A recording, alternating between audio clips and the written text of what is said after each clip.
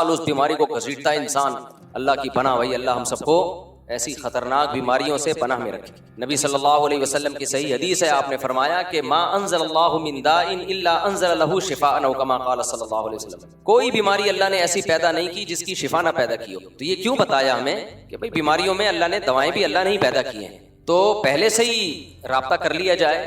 اور اس میں پبلک کی باتوں میں بالکل نہیں آنا چاہیے. آپ بڑے بڑے افلاطونوں کے پاس بیٹھیں گے, ہر آدمی اپنی پھینک رہا ہوگا, ابے یہ کچھ نہیں ہے, ابے یہ ڈاکٹروں کے دھندے ہیں, ابے یہ دوائیوں کے دھندے ہیں. تو چھوڑ دو, کسی ایکسپرٹ کے پاس جا کے اپنے ماں باپ کو پہلے دکھا دیا کرو, اور خود بھی اپنا چیک اپ اگر 50-40 سال کے ہو گئے تو کرا لیا کرو. تو بہت بڑے بڑے آج کل یہ وہ دور نہیں ہے جو پہلے ہمارے باپ دادا نے گزارا ہے. یہ بہت چینج ہو چکا ہے اس وقت, خوراکیں چینج ہو گئی, ماحول چینج ہو گیا. خیر یہ ٹاپک نہیں ہے, تو ایک تجربے کی بات آپ کے سامنے شیئر کر رہا تھا, کیونکہ ہم نے بھی اپنے ماں باپ کے ساتھ, ہمیں تجربہ نہیں تھا. میرے والد صاحب کو 50 سال کی عمر میں بی پی ہوا, بلڈ پریشر ہائی ہوا, وہ چیک نہیں کراتے تھے. تو ایک دفعہ کسی کے کہنے پہ چیک کرا لیا تو پتہ چلا بی پی ہائی ہے, بہت ہائی ہے. تو لوگوں میں کیا باتیں ہوتی ہیں, لوگوں میں یہی باتیں ہوتی ہیں کہ بھائی چیک کرانا ہی نہیں چاہیے تاکہ ٹینشن میں نہ جائے آدمی, چیک کرانا ہی نہیں چاہیے تاکہ. تو والد صاحب نے بھی یہ کہا کہ خام خواہ میں چیک کرا لیا, اچھی بلی زندگی گزر رہی تھی. تو ڈاکٹر نے بولا آپ نے پابندی سے چیک کرانا ہے. انہوں نے کہا نہیں بھائی, اچھے بھلے ہم تو فٹ فاٹ. تو نتیجہ کیا نکلا ہے, 60 سال کی عمر میں چیک کرایا انہوں نے, بہت ہائی ہوا ہوا تھا تو نہیں چیک کراتے تھے. پھر 63 سال کی عمر میں کیا ہوا ہے, نیچے کا بی پی 140, اوپر کا پتہ نہیں 200 کہاں پہنچا ہوا تھا. تو کیا ہوا ہے, پھر وہ ڈیتھ ہو گئی. خیر سب نے مرنا ہے, لیکن اتنی بات تو ہے کہ وہ فالج سے بہت ڈرتے تھے, بہت پناہ مانگتے تھے, اللہ کسی کا محتاج نہ بنائے. نیک اعمال پہ ڈیتھ ہو گئی, اللہ ان کی مغفرت فرمائے, لیکن فالج بھی تو ہو سکتا تھا نا.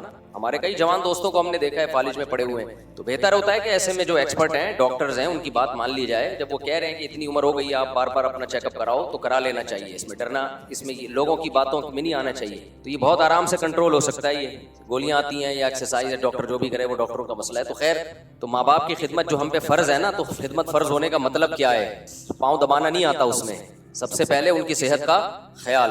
تو گھر جا کے جن کے بھی ابا اماں 50 سے اوپر ہو چکے ہیں, جا کے ان کے چند ایک چیزیں جو ہیں وہ کسی بڑے ڈاکٹر سے رابطہ کر کے پوچھ لیں کہ بھائی اب ان کی کیئر ہم نے کیسے کرنی ہے, کیا کیا ان کو پرہیز کروانا ہے, کس اسٹائل میں لے کے ہم نے ان کو چلنا ہے, اس سے پہلے کہ ماں باپ سے محروم ہو جائیں.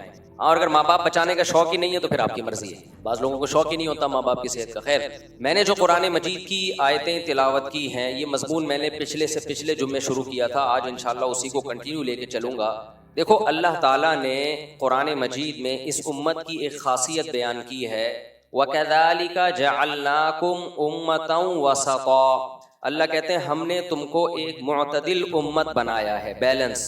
ہر چیز میں کیا ہے اس امت میں, اعتدال ہے. اللہ تعالیٰ چاہتے ہیں کہ مسلمان ہر چیز میں معتدل زندگی گزارے. اس کی میں نے ایک مثال دی تھی, دوبارہ اس کو ریپیٹ کرتا ہوں. ڈاکٹر جیسے کہتے ہیں نا بیلنس ڈائٹ ہونی چاہیے, کہتے ہیں کہ نہیں کہتے بھائی, بولتے ہیں تو منہ سے بولتے ہیں نا, بیلنس ڈائٹ ہونی چاہیے. تو ایسے ہی روحانی ڈائٹ بھی ہماری کیا ہونی چاہیے, بیلنس. انسان کی زندگی کے دو پہلو ہیں, ایک جسم اور ایک روح.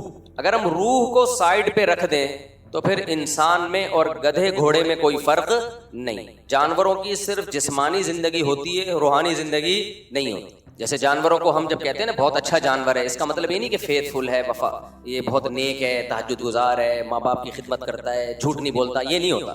جب ہم کہتے ہیں اچھا ہے کا مطلب موٹا تازہ ہے. جب ہم کہتے ہیں گدھا بہت اچھا ہے تو مطلب لوڈ زیادہ اٹھاتا ہے, یہ لوڈ زیادہ اٹھاتا ہے. جب ہم کہتے ہیں یہ بکرا بہت اچھا ہے, قربانی کا بکرا آپ نے خریدا, آپ کہہ رہے ہوتے ہیں بہت اچھا, کیا مطلب سستا ہے لیکن گوشت اس میں زیادہ ہے, یہ اچھا بکرا کہلاتا ہے. اور جو ماہرین بکریات ہیں ان کی نظر میں اچھا بکرا وہ ہے جس کی ناک اٹھی ہوئی ہو, سر چھوٹا ہو, گدھے جیسا منہ نہ ہو لمبا, اور ہائٹ ہو, اور اس کے ناخن ایسے ہو, وغیرہ وغیرہ. لیکن انسان کی زندگی کا جو اچھا ہے, جب ہم کہتے ہیں کہ انسان اچھا ہے, بھائی بچے اوپر شور کر رہے ہیں ان کو خاموش کرائیں. انسان کو جب ہم کہتے ہیں کہ اچھا ہے تو سچا ہے, وفادار ہے, وعدوں کی پابندی کرتا ہے, معاہدوں کی خلاف ورزی نہیں کرتا, سخاوت ہے اس کے اندر, غیرت ہے اس کے اندر, بہادری ہے اس کے اندر. یہ ساری صفات کی وجہ سے انسان اچھا کہلاتا ہے. یہ اپنے محسنین سے محبت کرتا ہے, یہ عقل کا استعمال کرتا ہے.